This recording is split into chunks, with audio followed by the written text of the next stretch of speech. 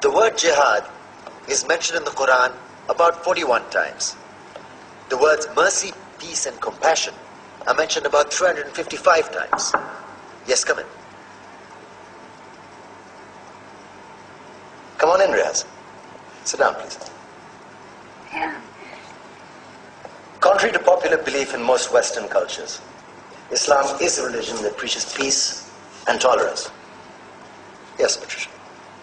If Islam truly is a religion that preaches peace, then how come the world's most troubled spots, the West Bank, Afghanistan, Pakistan, Iraq, they're all plagued with Islamic terrorism? Well, that depends on your definition of terrorism. Some might argue that the U.S. invasions of countries like Iraq and Afghanistan are also acts of terrorism. No, those were acts of war to get rid of despotic regimes. Or a means of getting at a country's oil.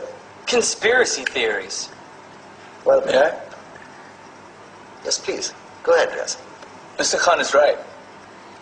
I mean, if we're talking about terrorists, the world's biggest terrorists are the white superpowers. Come on now. No, really, stop and think about it. Explain 9/11.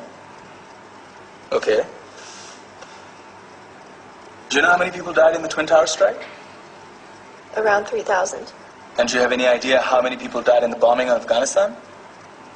Take a wild guess.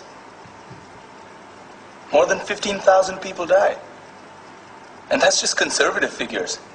About 50,000 tons of explosives were dropped on innocent civilians. Men, women, children. Yeah, but that was because of the Taliban. Now that you brought it up, did you know that the Taliban was a creation of the CIA to fight the Russians? Whatever.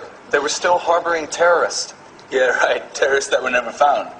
Just like the weapons of mass destruction that were never found in Iraq. Do you want to get into the death toll in Iraq? 500,000 civilians and counting. And what do Britain and America say when they don't find these weapons? It's simple. They just say sorry. And still refuse to relinquish control of these countries. What are you trying to say? What I'm trying to say is that just because you're American, wear a fancy suit, and call yourself the president, doesn't make you any less of a terrorist. I'm saying that if you don't stop meddling in other people's countries, you will face a backlash. If Muslims like you feel that way, then why don't you get out of our country? We will.